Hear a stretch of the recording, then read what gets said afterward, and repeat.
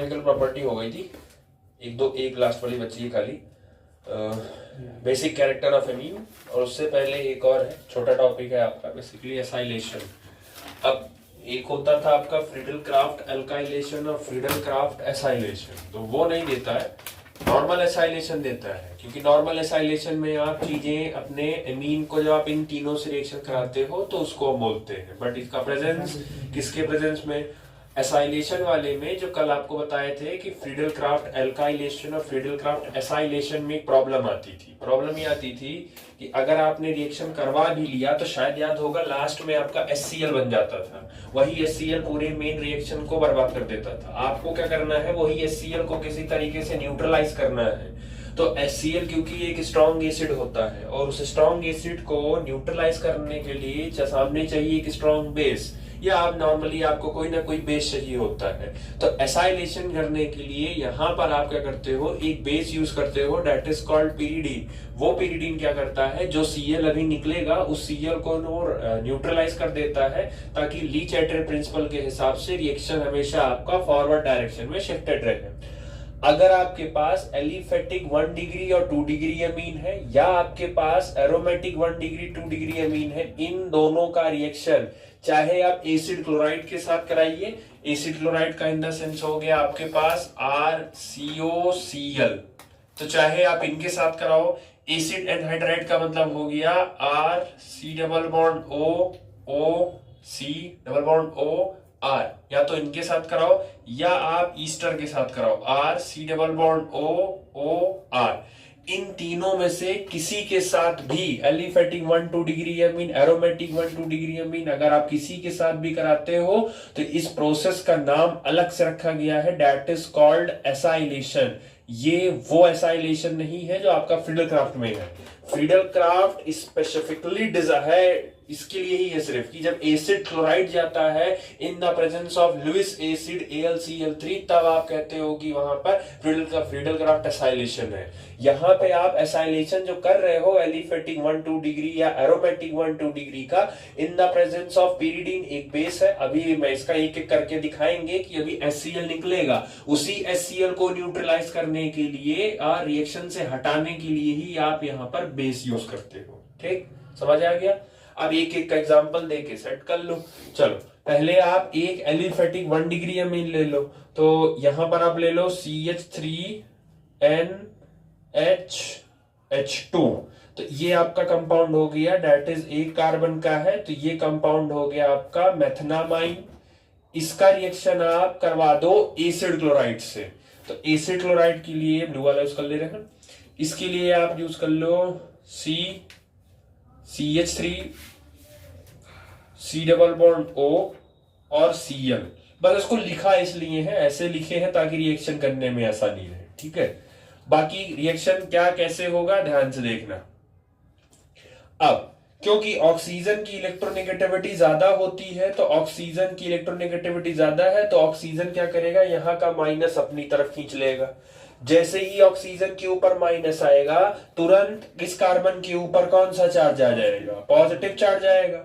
और हमारे सामने जो एमीन है, जो 1 डिग्री एमीन है, उस 1 डिग्री के नाइट्रोजन के पास प्रेजेंट होता है लोन पेयर, तो ये जो कार्बन है ये सीधे अटैक इनके पास कर देगा कि इनसे बॉन्ड बनाने के लिए आ जाएगा। तो एक्चुअल कंपाउंड आपका क्या बनेगा, CH3 बॉन्ड NH, और क्योंकि उस नाइट्रोजन से कार्बन डायरेक्ट खुद बॉन्ड बना लेगा, तो इससे कार्बन बॉन्ड बना लिया C। अब इस कार्बन से जो जो जैसे जैसे अटैच है वैसे अटैच कर लो। इस कार्बन से CH3 अटैच है, और इसी कार्बन से आपका Cl अटैच है, और उसी कार्बन से आपका ऑक्सीजन अटैच है, और ऑक्सीजन के ऊपर नेगेटिव चार्ज है। ये हो गया वापस, क्योंकि नाइट्रोजन ने अपना इलेक्ट्रॉन दिया है, तो नाइट्रोजन ने क्योंकि अपना इलेक्ट्रॉन दिया है तो नाइट्रोजन के ऊपर आ जाएगा तुरंत पॉजिटिव चार्ज, क्योंकि नाइट्रोजन ने 4 बॉन्ड बनाए हैं। वैसे भी नाइट्रोजन जब भी 4 बॉन्ड बनाता है उसके ऊपर आपका एक एक्स्ट्रा माइनस आ जाता है, सॉरी एक एक्स्ट्रा प्लस आ जाता है। नाइट्रोजन के ऊपर प्लस आते ही ये अपने प्लस को गायब करना चाहेगा, तो वो क्या करेगा, यहां से हाइड्रोजन का इलेक्ट्रॉन वो खींच लेगा अपनी तरफ। हाइड्रोजन का इलेक्ट्रॉन वो जैसे खींचेगा, जैसे यहाँ का जो हाइड्रोजन है वो यहां से निकल जाएगा, H+ के फॉर्म में फ्री हो जाएगा, और यहाँ जो ऑक्सीजन के ऊपर एक्स्ट्रा माइनस चार्ज है वो वापस कंपाउंड में उतर जाएगा, और क्योंकि Cl की इलेक्ट्रोनेगेटिविटी ज्यादा है तो Cl इस बॉन्ड का इलेक्ट्रॉन अपनी तरफ खींच लेगा। समझ आया? एक साथ सारे काम हो जाएंगे।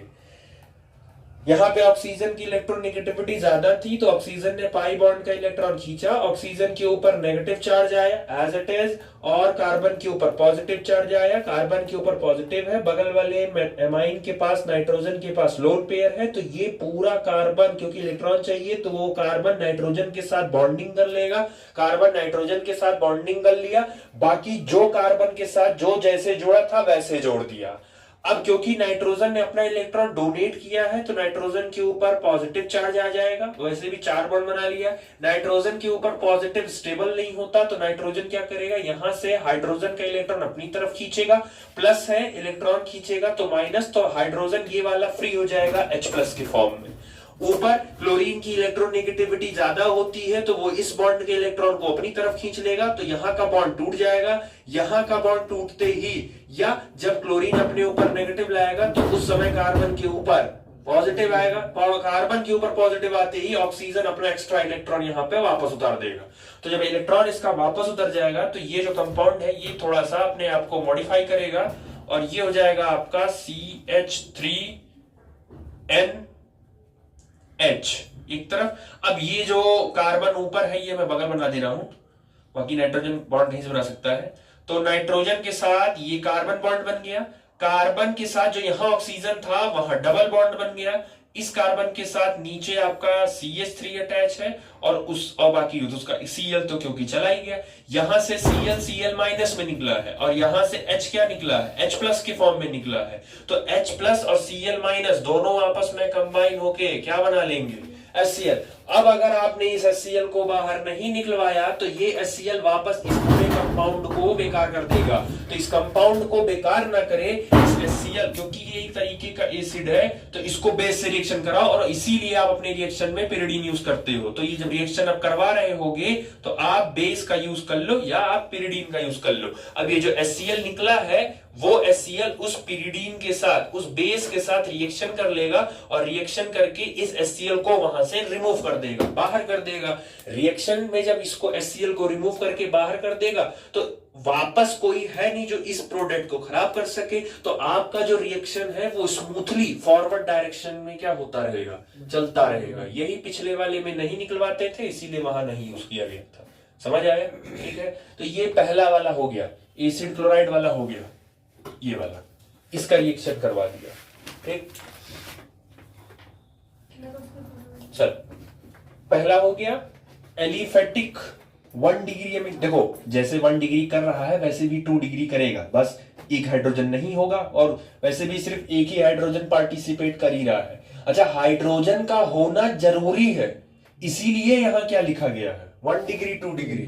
आपने पूछा नहीं कि यहाँ पे 3 डिग्री क्यों नहीं लिखा गया, क्योंकि ध्यान दो हाइड्रोजन का निकलना जरूरी है। हाइड्रोजन जब तक निकलेगा नहीं तब तक HCl या एसिड निकालोगे कैसे, और एसिड नहीं निकालोगे तो वो पिरिडीन यूज कैसे करोगे। तो हाइड्रोजन का होना जरूरी है एसाइलेशन करने के लिए, इसीलिए 1 डिग्री 2 डिग्री ही देता है, 3 डिग्री नहीं दे रहा है वो। ये सब NCERT ने लिखा नहीं है, लेकिन ये अंदर की छोटी छोटी बातें हैं कि एसाइलेशन करते समय क्यों एलिफेटिक 1 डिग्री 2 डिग्री ही लिया है, 3 डिग्री क्यों नहीं लिया, क्योंकि 3 डिग्री में एक भी हाइड्रोजन नहीं प्रेजेंट होता है, और इस रिएक्शन को कराने के लिए हाइड्रोजन का जरूरी है, तभी नाइट्रोजन अपना इलेक्ट्रॉन नाइट्रोजन से ही लेगा। तो ये ध्यान रखिएगा। तो पहला तो हो गया एलिफेटिक 1 डिग्री का एसिड क्लोराइड से।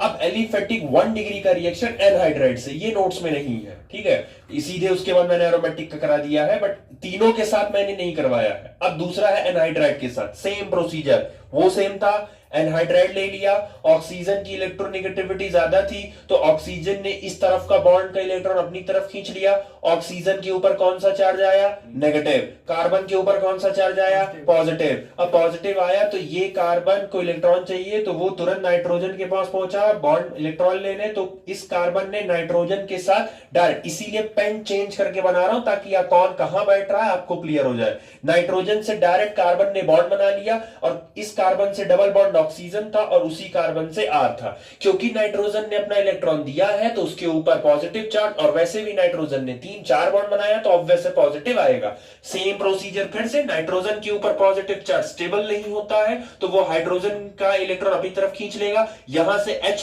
को H प्लस के फॉर्म में फ्री कर दिया जाएगा और ये H प्लस निकल गया तो बाकी का जो कंपाउंड है वो एज इट इज जो जिसके साथ अटैच है। यहां से ध्यान रखो RCOO, यहां O के ऊपर नेगेटिव आया था और यहां से आपका H प्लस निकला था तो ये H प्लस इसके साथ कंबाइन हो जाएगा। तो देखो इसीलिए ये ब्लू वाला है और ब्लैक वाला आपका ये हाइड्रोजन है। यहां का जो हाइड्रोजन था वो ब्लैक वाला है और यहां का इतना देखो ब्लू वाला है। तो ये भी एक RCOOH, ये कार्बोक्सिलिक एसिड है ये, तो कार्बोक्सिलिक एसिड फिर क्योंकि ये एसिड बन गया तो जो आपका pyridine जो आपका बेस है वो इसके साथ रिएक्शन करके इसको न्यूट्रलाइज कर देगा, जिसकी वजह से आपका रिएक्शन कॉन्टिन्यूअसली फॉरवर्ड डायरेक्शन में शिफ्टेड रहे। ली चैटरे प्रिंसिपल काम करता है। ठीक, एनसीईआरटी ने ये नहीं दिया, मतलब उसने बस ये लिख दिया है और एक ही समझाया है, सबका पर्टिकुलर रिएक्शन नहीं दिया है। ठीक, उतार लो यहां गए। चल अब तीसरा है, पहला इसका रिएक्शन एसिडोनाइट से करा दिया, दूसरा अभी आपने जस्ट किया एनहाइड्राइड के साथ, ये भी कंप्लीट हो गया। थर्ड है आपका ईस्टर, सेम है, कुछ है नहीं, डिफरेंट है। आर इसका फॉर्मूला RCOOR, ऑक्सीजन की इलेक्ट्रोनेगेटिविटी ज्यादा, वो अपनी तरफ बॉन्ड खींच लिया, हाँ अपनी तरफ बॉन्ड खींचा, ये खींचा कार्बन के ऊपर पॉजिटिव, फिर वही सेम काम कार्बन नाइट्रोजन के पास गया, जैसे जो था नाइट्रोजन के ऊपर पॉजिटिव आया, उसने इलेक्ट्रॉन को फ्री कर दिया हाइड्रोजन को यहां से, तो यहां से H प्लस निकल गया, इस ऑक्सीजन के ऊपर माइनस था तो RO और H निकला तो प्लस हो गया, बाकी एज इट इज कंपाउंड बैठ गया। तो एक ही जैसा है, एक बार ट्रिक पकड़ लिए तो तीनों का रिएक्शन सेम है। समझ आ गया, क्लियर हो गया। ठीक, तो एलिफेटिक का मैंने 1 डिग्री लेके समझाया, जैसे 1 डिग्री है वैसे ही 2 डिग्री होगा। तो एलिफेटिक एमीन का तीनों के साथ रिएक्शन करके दिखा दिया। आप नोट्स में सिर्फ एलिफेटिक का एसिड क्लोराइड ही लिखे हो, बाकी दोनों नहीं लिखे हो, जगह बचेगी तो कहीं लिख लेना। बाकी अब एरोमेटिक का अभी तीनों के साथ करवा दे रहे हैं। चलिए नेक्स्ट है एलिफेटिक का हो गया, नेक्स्ट है आपका एरोमेटिक 1 डिग्री एमीन, जैसे 1 डिग्री करेगा वैसे ही 2 डिग्री करेगा। आप सिर्फ बेसिक पकड़िए करना क्या है, बाकी नीचे कहाँ क्या रिएक्शन सेंटर है बस उतना ही पकड़ो। सेम Cl की इलेक्ट्रोनेगेटिविटी ज्यादा है, वो बॉन्ड का इलेक्ट्रॉन अपनी तरफ खींचेगा, कार्बन के ऊपर पॉजिटिव चार्ज आएगा, नाइट्रोजन के पास लोन पेयर है, कार्बन सीधे नाइट्रोजन के पास पहुंचेगा, कार्बन और नाइट्रोजन की बॉन्डिंग हो जाएगी, क्योंकि नाइट्रोजन 4 बॉन्ड बना लेगा तो नाइट्रोजन तुरंत अपने ऊपर पॉजिटिव चार्ज रखेगा। नाइट्रोजन के ऊपर पॉजिटिव स्टेबल नहीं होता, वो अपना एक हाइड्रोजन का इलेक्ट्रॉन को खाली कर देगा। हाइड्रोजन खाली होते ही यहाँ से Cl खाली हुआ था, Cl माइनस, यहाँ से H खाली हुआ था, H प्लस, दोनों H और Cl आपस में कंबाइन होगी HCl बन जाएंगे। बाकी जो जैसे कंपाउंड था एज इट इज वैसे रह दो, क्योंकि आप HCl निकल रहा है तो आप रिएक्शन कराने के लिए बेस का यूज किए हो, दोनों बेस आपस में एसिड बेस बन करके इसको आगे कर देंगे, रिएक्शन एज इट इज आपका फॉरवर्ड डायरेक्शन में शिफ्टेड हो जाएगा। ठीक, तो मैंने एक करा दिया, बाकी दोनों आप ट्राई करिएगा खुद से करने को, कुछ है नहीं, सेम जैसे पिछला किए हो सेम वैसे ही रहेगा। समझ आ गया। एनसीईआरटी ने नीचे लिखा है रिएक्शन, बट पूरा एक्सप्लेन नहीं किया आई थिंक, ओके मैंने लिखा तो था एनसीईआरटी से ही, I think so. Sulphonation, bromination, nitration आ गया, स्टार्टिंग में हुआ फिजिकल प्रॉपर्टी, ये आपका मेरी वाली में 392 है पेज नंबर और नई वाली में 400 है। हेडिंग मिल जाएगा आपको, एल्काइलेशन, एमीन अंडरगो अल्काइलेशन और reaction with alkyl halide, refer unit 10 class 12। उसके नीचे थर्ड हेडिंग है आपकी एसाइलेशन, तो जनरली वही कर रहे हो, उसी के नीचे नीचे लिखे हैं वो। Amines also react with benzoyl chloride, formula भी दे दिए हैं। This reaction is known as benzoylation, वो इतना ही लिखे हैं खाली benzoylation, लेकिन benzoylation का दूसरा नाम भी है Schotten-Baumann रिएक्शन, नेम्ड रिएक्शन है ये। एनसीईआरटी ने सिर्फ benzoylation लिख के छोड़ दिया है इसको, वो पेपर में आपसे कहेंगे write down the reaction, Schotten-Baumann reaction. अब वही है ना, एनसीईआरटी ने तो लिखा नहीं है, लेकिन एनसीईआरटी में रिएक्शन तो है, तो आप क्लेम नहीं कर पाओगे, तो इसीलिए ये ध्यान रखिएगा, रिएक्शन का नाम है ये। दूसरा, एनसीईआरटी ने डायरेक्ट प्रोडक्ट बना दिया है, उसने मैकेनिज्म नहीं किया है कि एक्चुअल मैकेनिज्म कैसे है। अभी जो तब से पिछले 2-3 रिएक्शन कर रहे हो ना, वही बार बार है। आपने एमीन ले लिया, 1 डिग्री एमीन ले लिया, और आपने बेंजोइल क्लोराइड ले लिया, बेंजीन के ऊपर COCl, आपने बेंजोइल क्लोराइड ले लिया, सेम काम। Cl की इलेक्ट्रोनेगेटिविटी ज्यादा होती है तो ये बॉन्ड अपनी इलेक्ट्रॉन खींच लेगा, कार्बन के ऊपर पॉजिटिव चार्ज आएगा, वो कार्बन तुरंत नाइट्रोजन के लोन पेयर पर अटैक करेगा, तो नाइट्रोजन के साथ डायरेक्ट कार्बन बॉन्ड बना लेगा। बाकी जो जैसे था आपको पोजीशन वैसे ही रखनी है। नाइट्रोजन का 4 बॉन्ड हो जाएगा, तो एज इट इज नाइट्रोजन के ऊपर पॉजिटिव चार्ज आएगा। अब आप इस कंपाउंड को या तो डाइल्यूट NaOH, ये भी एक तरीके का स्ट्रॉन्ग बेस है, या तो आप pyridine, ये भी एक बेस है। दोनों में से किसी एक बेस को आप यूज कर लो।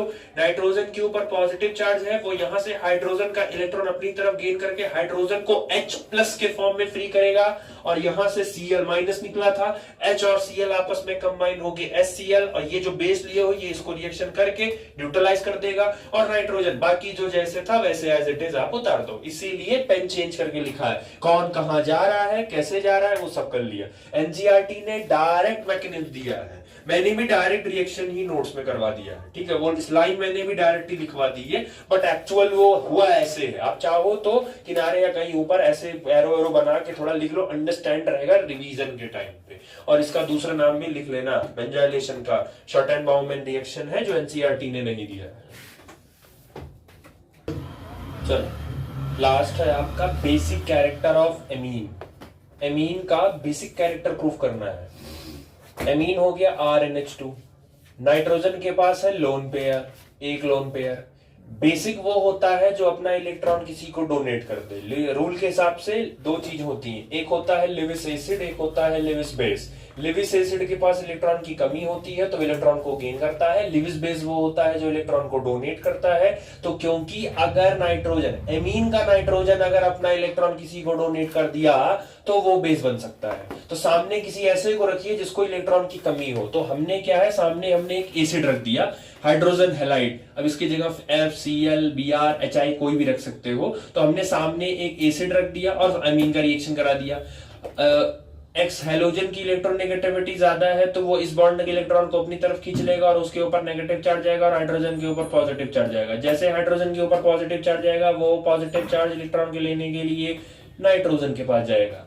जैसे ही वो नाइट्रोजन के पास हाइड्रोजन पहुंचेगा, तुरंत नाइट्रोजन अपना इलेक्ट्रॉन दे देगा और NH2 की जगह हो जाएगा NH3, और क्योंकि नाइट्रोजन अब 4 बॉन्ड बना लेगा तो तुरंत उसके ऊपर आ जाएगा पॉजिटिव चार्ज। लेकिन बगल में क्योंकि नेगेटिव चार्ज वाला बैठा है तो ये जो X- है ये उसी जाके नाइट्रोजन से बॉन्ड बना लेगा और ये बन जाएगा X-।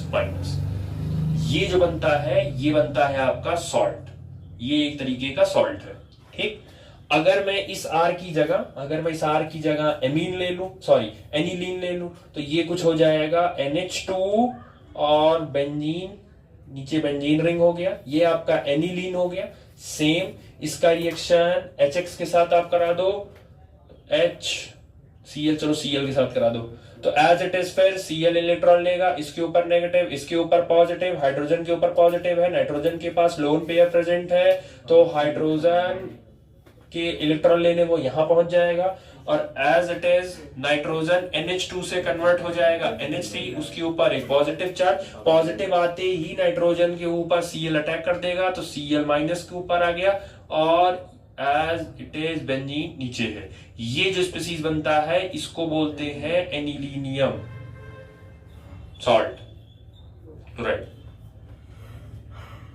मतलब ये एक ऐसा सॉल्ट है जिसके पास क्लोरीन प्रेजेंट है, ठीक है। तो इसको आप बोल सकते हो एनिलीनियम सॉल्ट क्लोराइड, या डायरेक्टली आप बोल सकते हो एनिलीनियम क्लोराइड, ठीक है। ये बेसिक है।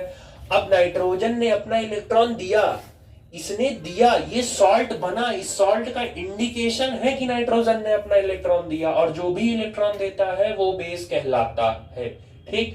आपके पास जो भी सॉल्ट अवेलेबल है उस सॉल्ट को आप बेस से रिएक्शन करवा दीजिए, जो भी सॉल्ट अवेलेबल है। जैसे ये ऊपर वाला जो सॉल्ट है आपका RNH3, इसके ऊपर पॉजिटिव चार्ज और इससे अटैक है आपका X, इसका किसी भी बेस के साथ रिएक्शन करवा दो।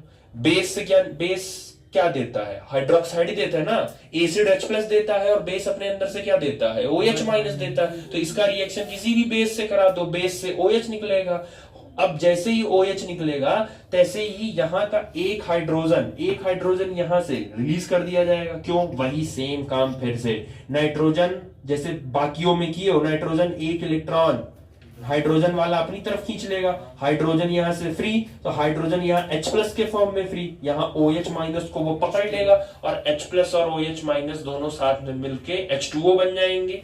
प्लस यहां से X- को भी रिलीज कर दिया जाएगा, X-, और क्योंकि यहां से एक हाइड्रोजन चला गया, यहां से X चला गया, तो आपका एमीन आपको वापस मिल जाएगा। तो ये रीअरेंज कर सकते हो आप अपने एमीन को किसी भी एसिड के साथ रिएक्शन करवा के पहले सॉल्ट में चले जाइए, आपको वापस आपका एमीन चाहिए जिससे आप गए थे, तो वापस उस सॉल्ट को आप किसी भी बेस के साथ रिएक्शन करा दो, आपका एमीन आपको वापस मिल जाएगा जिससे वो वापस बन के आया था। समझ आ गया? ठीक। Amine salt are soluble in water but insoluble in organic solvent like ether. Amine जो सॉल्ट होता है वो वाटर में सॉल्युबल होता है और एज इट इज सॉल्युबल होगा। प्लस माइनस है, इसके पास माइनस है, प्लस है, हाइड्रोजन प्रेजेंट है तो वाटर के साथ बॉन्डिंग कर लेगा, यानी कि कुछ इसका इस सॉल्ट का नेचर आयोनिक हो गया और आयोनिक वाले ही आयोनिक में डिसॉल्व होते हैं, जबकि ऑर्गेनिक सॉल्वेंट आपका ईथर ईथर हो गया, मरकरी हो गया, एसीटोन हो गया, ड्राई ईथर हो गया, इसमें कोई भी आयनिक प्रॉपर्टी नहीं होती, इसीलिए वो वहां इनसॉल्युबल है, बट वाटर में ये सॉल्युबल होता है। ठीक है। बाकी स्टार्टिंग में बता दिया था कि एमीन अपने आप में एक न्यूक्लियोफाइल होता है, RNH2 अपने आप में एक न्यूक्लियोफाइल है क्योंकि नाइट्रोजन के पास extra lone pair of electron है जो किसी को भी डोनेट कर सकता है, और न्यूक्लियोफाइल वही बनता है जिसके ऊपर या तो नेगेटिव चार्ज हो या तो उसके ऊपर लोन पेयर हो। तो ये एक पैदा हुआ ही न्यूक्लियोफाइल है, जीता जागता न्यूक्लियोफाइल है, ये बिहेव कर रहा है। बस इस बार हमने एसिड से रिएक्शन करवा के ये प्रूफ करवा दिया कि हाँ भाई इसका नाइट्रोजन ने अपना इलेक्ट्रॉन दिया है किसी को। अगर हम अपना पैसा किसी को देते हैं तो हम दानवीर कहलाएंगे, हम बेस कहलाएंगे अगर हमने अपना इलेक्ट्रॉन किसी को दे दिया है। Amine have an unshared pair of electron on nitrogen atom due to which we behave like a Lewis base। अमीन के नाइट्रोजन के पास लोन पेयर इलेक्ट्रॉन होता है जिसकी वजह से वो Lewis base की तरह बिहेव करता है। Inductive effect, solvation effect, steric hindrance which affects the basic strength of amine। अब एमीन हमने ये तो प्रूफ कर दिया कि एमीन बेसिक होता है, कितना ज्यादा बेसिक है कितना कम बेसिक है वो तो आपको किसी के साथ कंपेयर करके ही बताना पड़ेगा, लेकिन इसका जब आप कंपैरिजन करेंगे तो आप कंपैरिजन करते समय तीन चीजों का ध्यान रखेंगे, उसका इंडक्टिव इफेक्ट ध्यान रखेंगे, सॉल्वेशन ध्यान रखेंगे और स्टेरिक हिंड्रेंस भी ध्यान रखेंगे। ये तीनों आप ध्यान रखते हुए आप बेसिसिटी बताएंगे एमीन की कि वो ज्यादा बेसिक है या वो कम बेसिक है। एज अ रिजल्ट एनसीईआरटी ने कंपैरिजन करवाया है आपको, उसने पहला जो कंपैरिजन करवाया है वो कराया है एल्केनामीन वर्सेस NH3। इसका मतलब वो इन्हीं से कह रहा है, इन्हीं को कह, इसी को बोलते हैं एल्कामीन, इसी को बोलते हैं। तो RNH2 का कंपैरिजन, इस RNH2 का कंपैरिजन वो अमोनिया के साथ करवा रहे हैं कि कौन सा ज्यादा बेसिक है, आपका एमीन ज्यादा बेसिक है कि आपका अमोनिया ज्यादा बेसिक है। तो इस RNH2 को थोड़ा सा आप ओपन करिए तो इसका हो गया ये H और ये H, और आप अमोनिया के स्ट्रक्चर को ओपन करिए तो ये अमोनिया में H H H और इसके ऊपर हो गया लोन पेयर। क्योंकि हमें एमीन प्रूफ करना है, हमें प्रूफ करना है, तो हमने एक एसिड ले लिया और उस एसिड के अंदर से H+ निकला, दोनों केसेस में H+ निकला, हमने रिएक्शन करवा दिया एज इट इज। हाइड्रोजन को इलेक्ट्रॉन चाहिए तो वो इलेक्ट्रॉन लेने के लिए नाइट्रोजन के पास ही दोनों जम करेंगे, तो ये जम कर गया और यहां पे जो आपका नाइट्रोजन है ये हो गया R N H H और H, सेम काम H N H H, और यहां पे एक एक्स्ट्रा हाइड्रोजन आया। अच्छा, जो आ रहा है इसीलिए उसका कलर चेंज कर दे रहे हैं ताकि आपको एक आइडिया रहे। अच्छा, यहां आ रहा था तो ये भी कर दिया ब्लैक पेन से। दूसरा, नाइट्रोजन ने 4 बॉन्ड बनाया है, अपना इलेक्ट्रॉन दिया है, तो नाइट्रोजन के ऊपर कौन सा चार्ज आ गया? पॉजिटिव चार्ज आ गया। अब आप ये चेक करो कि दोनों में से ज्यादा बेसिक कौन सा है, आपको ये चेक करना है कि दोनों में ज्यादा बेसिक कौन सा है। तो आप जरा एक चीज नोटिस करो, ऊपर वाले में एक नाइट्रोजन है, बाकी 3 हाइड्रोजन है, लेकिन ये ध्यान से देखो बगल में आपका जो ग्रुप है उस ग्रुप को बोलते हैं एल्किल ग्रुप, और क्लास 11th की जीओसी में पढ़ाया गया था जितने भी एल्किल ग्रुप होते हैं वो प्लस आई ग्रुप होते हैं, और प्लस आई ग्रुप का काम होता है इलेक्ट्रॉन को डोनेट करना। तो ये इलेक्ट्रॉन को डोनेट करेगा नाइट्रोजन को, तो ये डोनेट करेगा। अब नाइट्रोजन के ऊपर है पॉजिटिव चार्ज, उसके ऊपर इलेक्ट्रॉन, उसके ऊपर नेगेटिव फेंकोगे तो धीरे धीरे वैल्यू क्या होती जाएगी, कम। आपके पास +10 है, आप उस पे -5 फेंक दिए तो +5 हो गया, फिर +5 पे आपने -2 फेंक दिया तो +3 हो गया, +3 पे फिर -2 फेंक दिए तो धीरे धीरे नाइट्रोजन का जो चार्ज है वो क्या हो रहा है, कम हो रहा है। और जब चार्ज कम होगा तो उसकी स्टेबिलिटी कहीं ना कहीं बढ़ेगी। स्टेबिलिटी अगर बढ़ रही है इसका मतलब इसकी बेसिक स्ट्रेंथ ज्यादा हो रही है। रूल के अकॉर्डिंग जिस नाइट्रोजन पर चार्ज, पॉजिटिव चार्ज ठहरना नहीं चाहिए। अगर नाइट्रोजन पर पॉजिटिव चार्ज ठहरा ज्यादा देर तक तो वो अच्छा बेसिक नहीं कहलाएगा। यहां पे सेम, यहां पे तो ऐसा कोई है ही नहीं। चारों नाइट्रोजन के चारों हाथ पे उसके पास हाइड्रोजन है, नाइट्रोजन के पॉजिटिव चार्ज को कोई कम ही नहीं कर पा रहा है। तो जब कोई कम नहीं कर पाएगा तो नाइट्रोजन के ऊपर पॉजिटिव चार्ज ज्यादा देर तक रह जाएगा। विच मीन्स आप ये कह सकते हो कि एमीन या alkanamine is more basic than ammonia. कोई रीजन पूछेगा तो आप ये बोलोगे कि due to electron releasing group present in alkanamine so that the basicity of alkanamine और amine is greater than the basicity of ammonia. ठीक है, नीचे करवा दिया है, लिखवा भी दिया है। Due to the electron releasing nature of alkyl group R pushes electron towards nitrogen. This make the unshared electron pair more available for sharing with proton to the acid. आप खुद सोचो, यहां नाइट्रोजन के ऊपर प्लस है, हम electron भाई nitrogen के पास इलेक्ट्रॉन की कमी है, लेकिन लोग नाइट्रोजन के पास ही इलेक्ट्रॉन लेने आ रहे हैं क्योंकि लोगों को पता है नाइट्रोजन के पास लोन पेयर होता है। तो नाइट्रोजन तो सामने खड़ा है लेकिन वो सामने से देख रहा है कि लोग उससे इलेक्ट्रॉन लेने आ रहे हैं, पता है कि लोग लेने आ रहे हैं, लेकिन उसके पास इलेक्ट्रॉन नहीं है। तो उस क्या है, पीछे से उसको कोई इलेक्ट्रॉन दे रहा है, और जो पीछे से दे रहा है वही इलेक्ट्रॉन नाइट्रोजन सामने वाले को, सामने वाला थोड़ी ना जान पा रहा है कि वो नाइट्रोजन का है, लेकिन कहीं ना कहीं इनडायरेक्टली पीछे वाले ने नाइट्रोजन की मदद की ना की। आप अपने जमाने में बहुत दानवीर थे, बहुत दान किया करते थे। आज इतना दान किए कि लोगों के अंदर ये हो गया कि इसके दरवाजे जाएंगे तो खाली हाथ नहीं आएंगे, इमरजेंसी में काम पड़ेगा। तो लोग आपके घर पहुंचे दान लेने, लेकिन आज आपका उस समय पहले से कंगाली छाई हुई है, आपके पास बिल्कुल पैसा नहीं कि आप दे सको, लेकिन लोगों को देख रहे हो तुमसे पैसा लेने वो आ रहे हैं, लेकिन तुम मना भी नहीं कर सकते हो उनको। उसी समय क्या हुआ, पीछे से क्या हुआ, किसी ने आपके हाथ में पैसा रख दिया और कल दे दो।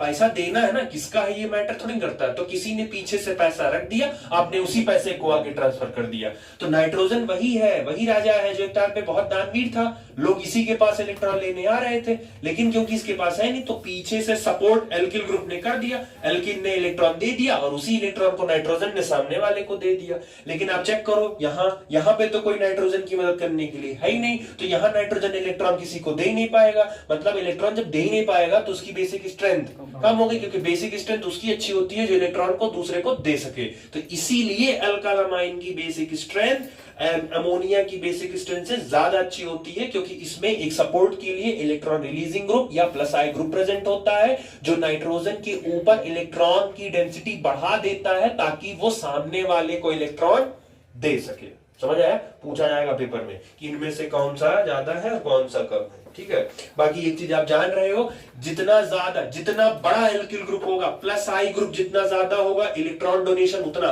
भाई एक लोग दे रहे हैं, अभी 10 लोग पीछे दे रहे हैं, तो एक लोग 100 रुपया दे रहे थे, 10 लोग 100 रुपया देंगे तो 1000 रुपया हो जाएगा, तो वो 1000 आप सामने।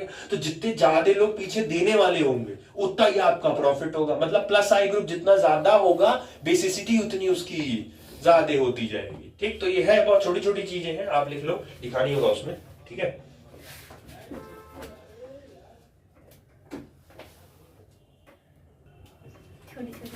चलिए, कि ये पहला हो गया आपका कि एल्कामाइन जो है वो आपका ज्यादा बेसिक होता है अमोनिया से। ठीक है, बेसिक कैरेक्टर एमीन की ज्यादा होती है अमोनिया से। दूसरा आपसे मैं दिया कि जितना ज्यादा एल्किल ग्रुप प्रेजेंट होगा उतना ज्यादा उस कंपाउंड की बेसिसिटी ज्यादा होगी। तो अगर हम थोड़ा सा और आगे बढ़े तो हमने पढ़ा था कि हमारे पास 3 तरीके के अमीन है, 1 डिग्री अमीन, 2 डिग्री अमीन और 3 डिग्री अमीन। तो आप ध्यान से देखो, 3 डिग्री अमीन के पास 3 एल्किल ग्रुप प्रेजेंट है, 3 प्लस आई ग्रुप प्रेजेंट है, तो इलेक्ट्रॉन देने वाले आप ज्यादा लोग हैं। तुम्हारे पास 50 रुपया पहले से है, लेकिन तुमको 50-50 रुपया देने वाले और 3 लोग प्रेजेंट हैं, तो टोटल तुम्हारे पास कितना, 50 तुम्हारे पास है, 3 लोग और 200 रुपया हो गया। तो तुम्हारे पास इलेक्ट्रॉन ज्यादा हो गया, किसी को दे, तुम्हारे पास पैसा ज्यादा हो गया कि 200 रुपया मैं किसी को डोनेट कर सकता हूं। लेकिन 2 डिग्री अमीन में चेक करो, आपके पास सिर्फ 2 ही है, तो 50 तो तुम्हारे पास ही है, लेकिन तुमको देने वाले सिर्फ 2 लोग हैं, तो 100 रुपया इकट्ठा हुआ। तो तुम भाई कहोगे यार देखो 100 रुपया उतना ही ले लो, उससे ज्यादा तो है नहीं। 1 डिग्री अमीन में आप चेक करो, आपके पास सिर्फ एक ही लोग हैं जो आपको इलेक्ट्रॉन देंगे, तो 50 है तुम्हारे पास, 50 और देंगे, तो इसके पास टोटल आपके पास 50 आपके पास है, 50 ये दे रहे हैं, तो टोटल 100 रुपया हो गया। 50 आपके पास है, 50-50 ये लोग दे रहे हैं, तो 150 हो गया। 50 आपके पास है, 3 लोग ये दे रहे हैं, तो 200 हो गया। तो मतलब कि इलेक्ट्रॉन अवेलेबल 3 डिग्री अमीन के बाद ज्यादा होता है comparison to 2 degree, comparison to 1 degree. तो सबसे ज्यादा इलेक्ट्रॉन अवेलेबल होता है 3 डिग्री अमीन के पास, उसके पास अवेलेबल होता है 2 डिग्री के पास, उसके बाद होता है 1 डिग्री के पास, और सबसे लास्ट में अवेलेबल होता है अमोनिया के पास, जो इलेक्ट्रॉन को डोनेट करेगा। मतलब सबसे ज्यादा बेसिक स्ट्रेंथ होती है 3 डिग्री अमीन की, फिर उससे कम होती है 2 डिग्री अमीन की, फिर उससे कम होती है 1 डिग्री की, और सबसे कम बेसिक स्ट्रेंथ होती है अमोनिया की।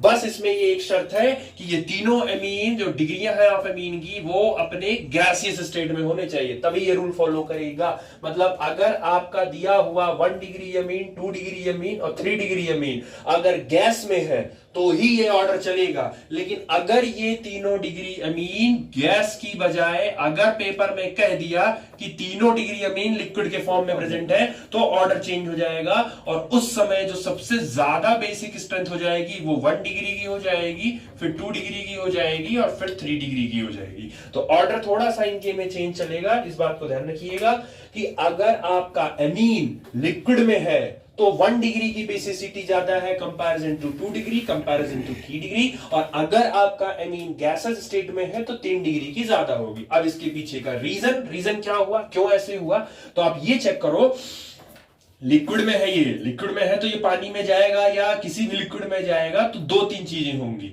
इंडक्टिव इफेक्ट तो दोनों में लगेगा ही लगेगा, लेकिन आप ये चेक करो, लिक्विड में जब जाएगा तो आपका अमीन लिक्विड के साथ भी बॉन्ड बनाना स्टार्ट कर देगा। अब आप ये सोचो कि 1 डिग्री अमीन जो होता है वो छोटा है, तो पानी के साथ जो बॉन्ड बनाने जाएगा तो भाई इलेक्ट्रॉन डोनेट भी तो करना है। हवा में, हवा जो है गैस में एयर के पार्टिकल होते हैं दूर दूर, तो ज्यादा स्टेरिक हिंड्रेंस होता नहीं है, तो 3 डिग्री वाला आराम से अपना इलेक्ट्रॉन दे ले जाता है, क्योंकि 3 डिग्री वाला एयर में है, एयर में पार्टिकल्स एयर के दूर दूर होते हैं, गैस के पार्टिकल दूर दूर होते हैं, तो इलेक्ट्रॉन आसानी से दे लेगा। लेकिन जब आप उसी को पानी में उतारोगे तो पानी के मॉलिक्यूल, पानी क्या है, लिक्विड है, या कोई भी लिक्विड, लिक्विड के मॉलिक्यूल तो दूर दूर नहीं होते, वो तो पास पास ही होते। तो 3 डिग्री अमीन जब लोगे तो उसके अगल बगल लिक्विड के मॉलिक्यूल भी तो रहेंगे, तो लिक्विड का मॉलिक्यूल उसको चारों तरफ से घेर लेगा, और जब लिक्विड के मॉलिक्यूल उसको चारों तरफ से घेर लेंगे तो नाइट्रोजन का इलेक्ट्रॉन दोगे कैसे, क्योंकि 3-3 आर ग्रुप, बड़े बड़े ग्रुप हैं ये, तो बेचारे वो एक तो 3-3 ये बड़े बड़े आर्ज घेर लेंगे, ऊपर से चारों तरफ से वो लिक्विड के पार्टिकल घेर लेंगे, तो नाइट्रोजन का इलेक्ट्रॉन किसी को देने के लिए अवेलेबल नहीं हो पाएगा जल्दी। जबकि 1 डिग्री अमीन में क्या है, एक ही लोग है और बाकी दो तरफ तो हाइड्रोजन है, ग्रुप छोटा छोटा है, स्टेरिक हिंड्रेंस कम होगी, और अगर लोग घेरते भी हैं, लिक्विड का मॉलिक्यूल घेरेगा भी तो उतना नहीं घेर पाएगा, क्योंकि बाकी तरफ इसके पास हाइड्रोजन ही है। तो सॉल्वेशन इफेक्ट, जिसको बोला हाइड्रेशन इफेक्ट, जो होता है पानी के साथ या लिक्विड के साथ जो बॉन्डिंग बनाएगा, वो इसके साथ स्टेरिक हिंड्रेंस थोड़ा कम रहेगा, स्टेरिक हिंड्रेंस केस में कम रहेगा, इसीलिए 1 डिग्री जल्दी इलेक्ट्रॉन देगा। इलेक्ट्रॉन देना से ज्यादा इंपॉर्टेंट है इलेक्ट्रॉन जल्दी देना। पैसा कोई दे रहा है लेकिन पैसा टाइम पे नहीं दिया तो फिर क्या मतलब। आप हॉस्पिटल में हो, जान जा रही है, उन्होंने कहा पैसा जमा कराओ नहीं तो ऑपरेशन नहीं करेंगे, मर जाएगा कोई। आप जिससे पैसा मांग रहे हो, ठीक है भिजवा रहे, वो कह रहा है लेकिन भिजवा नहीं रहा है पैसा, लेकिन भिजवा नहीं रहा। आपने किसी और के पास फोन किया, उसने ऑन द स्पॉट पैसा दे दिया, गरीब था लेकिन उसने तुरंत पैसा दे दिया। तो आपके पास पैसा पहुंचना चाहिए जल्दी से, जो जल्दी देगा पैसा वो ज्यादा है। तो 1 डिग्री के केस में स्टेरिक हिंड्रेंस कम पड़ता है, जब वो लिक्विड में रहता है तो अपना इलेक्ट्रॉन वो जल्दी डोनेट कर देता है, तो इसीलिए उसकी बेसिसिटी ज्यादा हो जाती है।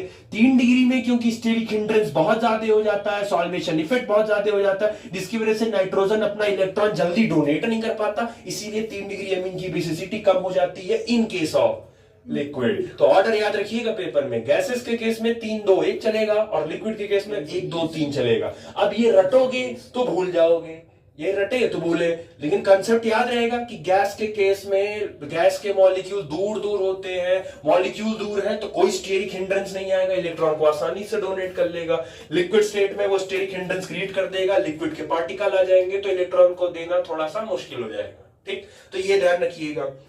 उसके बाद एक और 3 पांची आ रही है, ये जो आप एमीन ले रहे हो, ये एमीन जो ले रहे हो उसमें भी ये तो एक पर्टिकुलरली केस हो गया गैस और लिक्विड में। उसके बाद एनसीईआरटी ने एक चीज और नोट कर दिया है, if CH3 group is present and the order of basic strength is, मतलब कि इस RNH2 में जो भी आप R लोगे, अगर वो CH3 है तो आप इसका 1 डिग्री 2 डिग्री 3 डिग्री बनाओ, यानी कि CH3 N CH3 और CH3।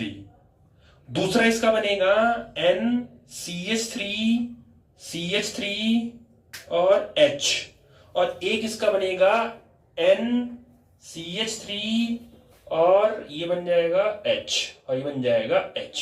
ठीक है, ये हो गया। अगर दूसरा केस CH3 की जगह अगर हम, चलो ये तो हो गया। अब अगर CH3 की जगह हम C2H5 कर लेते हैं, C2H5 कर लेते हैं, तो N C2H5 अरे हाँ, और C2H5 same, N C2H5 C2H5 और इधर H, और इधर N C2H5 इधर H इधर H। अब चलो बताओ, ये 3 डिग्री अमीन हो गया, ये 2 डिग्री अमीन हो गया और ये 1 डिग्री अमीन हो गया। इसमें आओ, इसमें ये 3 डिग्री अमीन हो गया, ये 2 डिग्री अमीन हो गया और ये 1 डिग्री अमीन हो गया। इसमें भी 3 5 किया है वो। अगर आपका इस केस में जो R है वो CH3 है, और इस केस में जो RNH2, और इस केस में जो आपका R है वो एथिल है, मतलब अगर आपका R मेथिल हुआ तो उस समय जो बेसिक स्ट्रेंथ चलेगी, उस समय जो बेसिक स्ट्रेंथ आएगी वो आएगी 2 डिग्री 1 डिग्री और 3 डिग्री। इसके केस में बेसिक स्ट्रेंथ ये चलेगी।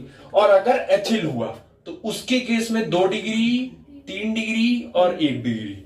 ये दोनों के लिए थोड़ा सा अलग अलग है, आगे वाला सेम है, बाकी इन दोनों में आगे दोनों सेम है। बस आप याद कर लेना कि जो बड़ा है, देखो याद करने का तरीका ही बता दे रहा हूं, C2H5 बड़ा है तो इसे देखो पहले बड़ा वाला नंबर है, छोटा वाला बाद में है।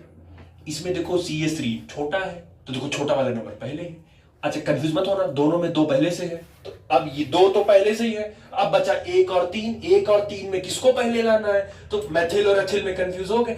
एथिल क्योंकि बड़ा है तो पहले 2 के बाद बड़ा वाला नंबर ले आओ, 2 के बाद 3, उसके बाद 1, और जब मेथिल आएगा तो मेथिल छोटा है तो 2 के बाद पहले छोटा वाला नंबर ले आओ, तो 2 1 3 आ गया। समझ आ गया? ठीक, तो ज्यादा तुमसे रीजन नहीं पूछेंगे, वो ऑर्डर ही पूछेंगे, तो ध्यान रखिएगा बेसिसिटी और लिखने से पहले चेक कर लेना कि R तुम्हारा क्या है, एसिडिक है बेसिक है, वो सब आप ध्यान रखिएगा।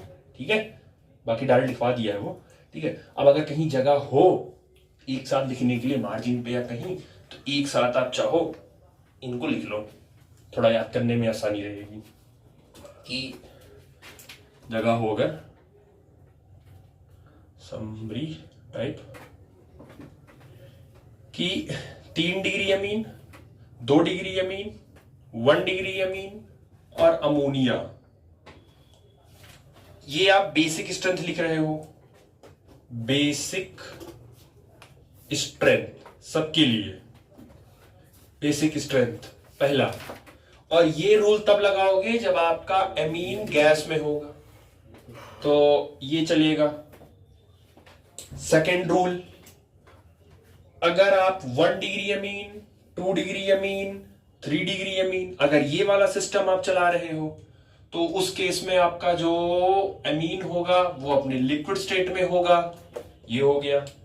थर्ड केस में अगर if R is equal to CH3, अगर CH3 है एमीन के केस में, अगर R CH3 है तो उस केस में 2 डिग्री तो पहले ही रहेगा, क्योंकि छोटा है तो छोटे के लिए पहले छोटा वाला रहेगा, तो 2 डिग्री 1 डिग्री और फिर 3 डिग्री, सॉरी 1 डिग्री 3 डिग्री, ये हो गया।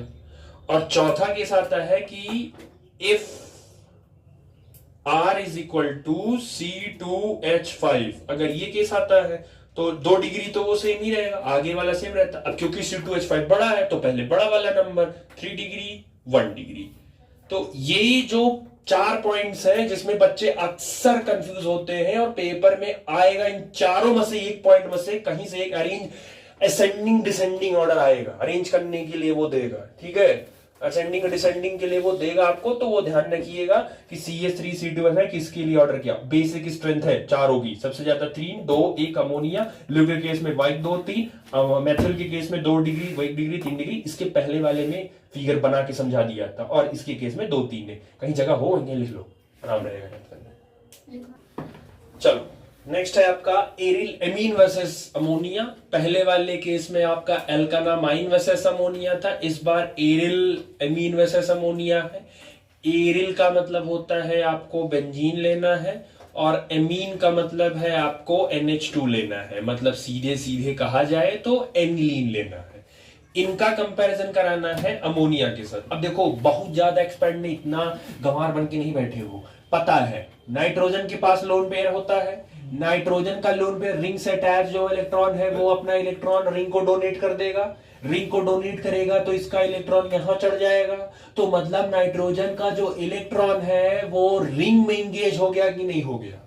अब कोई आएगा उससे इलेक्ट्रॉन लेने तो नाइट्रोजन उसको इलेक्ट्रॉन नहीं दे सकता, क्योंकि नाइट्रोजन का इलेक्ट्रॉन रिंग में रेजोनेंस करने चला गया, तो नाइट्रोजन के पास इलेक्ट्रॉन ही नहीं है। तो वो कहा अच्छा ठीक है तुम्हारे पास नहीं तो मैं तुम्हारे पड़ोसी के पास जाता हूं। तो जब पड़ोसी के पास पहुंचेगा वो अमोनिया के पास, जब वो अमोनिया के पास पहुंचेगा कि इलेक्ट्रॉन दे, तो कहेगा ठीक है ले जाओ कोई दिक्कत नहीं है। तो आप ये बताओ इलेक्ट्रॉन अवेलेबल किसके पास है शेयर करने के लिए? अमोनिया के पास अवेलेबल है कि वो अपना इलेक्ट्रॉन शेयर कर सकता है, दे सकता है, जबकि एनिलीन के पास ये सुविधा अवेलेबल नहीं है, क्योंकि एनिलीन में नाइट्रोजन का इलेक्ट्रॉन रिंग में रेजोनेंस करने उतर गया, जिसके वजह से नाइट्रोजन के पास देने के लिए नहीं इलेक्ट्रॉन है। तो एक बात याद रखिएगा, बेसिक स्ट्रेंथ वो उसकी ज्यादा होती है जिसके पास इलेक्ट्रॉन की डेंसिटी ज्यादा होगी, ये ध्यान रखना। जिसको बेसिक बनना है उसके पास इलेक्ट्रॉन ज्यादा होना चाहिए। अगर मुझे बेसिक बनना है तो मेरे पास पैसा रुकना चाहिए, सिंपल सी बात। अमीर बनना है तो अमीर बनने के लिए पैसा रुकना चाहिए, और गरीब बनना है तो पैसे चले जाने चाहिए। तो गरीब बनना मतलब एसिड ले लो, मतलब एसिड बनना हो तो चार्ज हमेशा आपसे दूर भागे, इलेक्ट्रॉन आपसे दूर भागे, और अगर आपको बेसिक बनना है तो इलेक्ट्रॉन या चार्ज आपके पास रहे। तो नाइट्रोजन के पास अगर इलेक्ट्रॉन है और मिल रहा है बाहर से, पैसा है और पैसा मिलता जा रहा है, तो उसकी बेसिक स्ट्रेंथ बढ़ती जाएगी। और अगर जो पैसा है वो भी चला गया थोड़ी देर के लिए, आपके पास 1 लाख रुपया था, आपने 1 लाख किसी को दे दिया, फिर 10 दिन के बाद उसने किसी को दे दिया, फिर उसने 10 दिन के बाद किसी को दे दिया, और फिर 10 दिन के बाद पैसा आपके पास आया। अब जब आपका पैसा किसी को आपने दिया था 1 लाख, उसी बीच आपसे कोई मांगने आ गया, दे दो यार पैसा दे दो, अरे यार मेरे पास पैसा ही नहीं है क्योंकि मैंने तो किसी और को दे दिया है। तो आपके पास अवेलेबल ही नहीं है पैसा कि आपके पास क्योंकि आपका पैसा इंगेज हो गया किसी और के पास। यही सेम प्रॉब्लम होती है एनिलीन, मतलब एनिलीन के नाइट्रोजन के पास इलेक्ट्रॉन अवेलेबल नहीं होता है कि वो किसी को डोनेट कर सके या किसी को दे सके, क्योंकि उसका इलेक्ट्रॉन रिंग में रेजोनेंस कर रहा होता है, यानी कि उसका इलेक्ट्रॉन डीलोकलाइज्ड हो गया होता है। इलेक्ट्रॉन जितना ज्यादा डीलोकलाइज्ड होगा, बेसिक कैरेक्टर उसका उतना कम होता जाएगा, और इलेक्ट्रॉन जितना कम घूमेगा इधर उधर, एक जगह टिका रहेगा उसकी, यानी इस केस में अमोनिया की बेसिक स्ट्रेंथ ज्यादा होगी कंपैरिजन टू एरिलमीन के। तो अगर कंपेयर किया जाए एक साथ तीनों लोग को, तो आप ये बोल सकते हो कि आपके पास 3 तरीके के हैं। एक हो गए एलिफेटिक एमीन, जिनको आपने एल्कानामाइन बोला, एक हो गए एरोमेटिक अमीन जिनको आपने एरिल अमीन बोला, और तीसरे है अमीन। तो एलिफेटिक, एरोमेटिक और अमोनिया, इन तीनों में जो सबसे ज्यादा बेसिक नेचर है वो है आपका एलिफेटिक अमीन, या इसी को बोल सकते हो एल्केनामाइन। एलिफेटिक अमीन या एल्केनामाइन ज्यादा बेसिक हो गया। अब एरोमेटिक और अमोनिया में डेफिनेटली अमोनिया की बेसिसिटी ज्यादा है, तो इसकी बेसिक स्ट्रेंथ, और सबसे खराब बेसिक होता है एरोमेटिक अमीन। तो ये अरेंज करने के लिए हो सकता आ जाए पेपर में कि which one of the arrange in decreasing order to their basic strength. तो ध्यान रखना एलिफेटिक अमीन ज्यादा होता है, अभी आपने पीछे कर ही लिया कि इंडक्टिव इफेक्ट की वजह से वो ज्यादा होता है। एरोमेटिक कर नहीं सकता है, आपका पैसा इंगेज हो गया है, कहीं और लगा दियो पैसा, बजा दियो कहीं पे, तो मैं देने से रहे। बाकी अमोनिया के पास अवेलेबल होता है। ठीक, बाकी कुछ चीजें हैं। एक चीज बता दिया कि जितना ज्यादा इलेक्ट्रॉन डीलोकलाइज्ड करोगे, जितना ज्यादा इलेक्ट्रॉन फैलाओगे, उसकी बेसिक कैरेक्टर उतनी खराब होगी। तो अगर बेसिक कैरेक्टर खराब होगी तो उसका एसिडिक कैरेक्टर उतना अच्छा होगा। ये जो मैंने अरेंज किया है, ये किया है descending order of basic strength.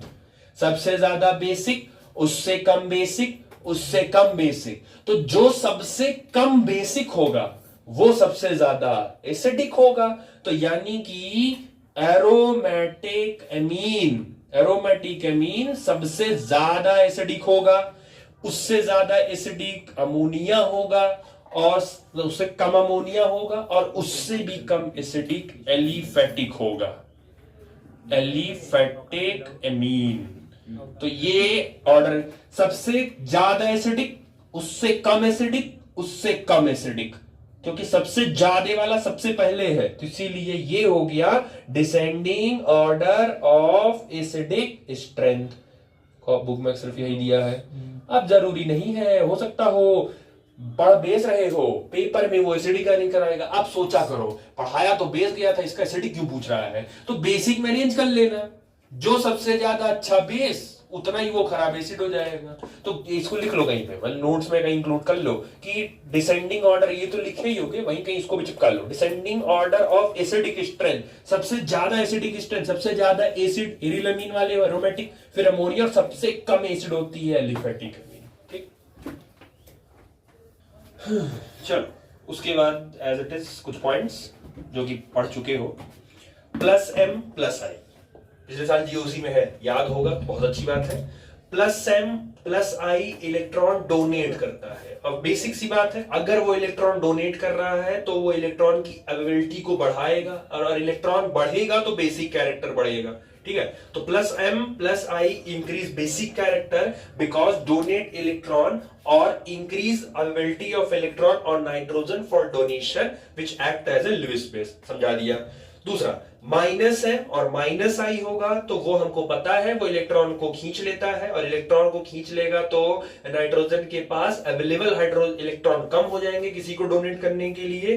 तो decreases basic character because it gain electron at और decrease availability of electron on nitrogen for donation और एक्ट एज लुईस बेस। ठीक है, बाकी थर्ड है आपका more number of alkyl group. जितने ज्यादा एल्किल ग्रुप होंगे, क्योंकि एल्किल ग्रुप सारे के सारे प्लस आई होते हैं, उतने ज्यादा आपके पास मोर आई इफेक्ट होगा, और जितना ज्यादा आई इफेक्ट होगा उतने ज्यादा बेसिक कैरेक्टर होंगे। ठीक, तो ये हो गया आपका कंप्लीट ये पोर्शन।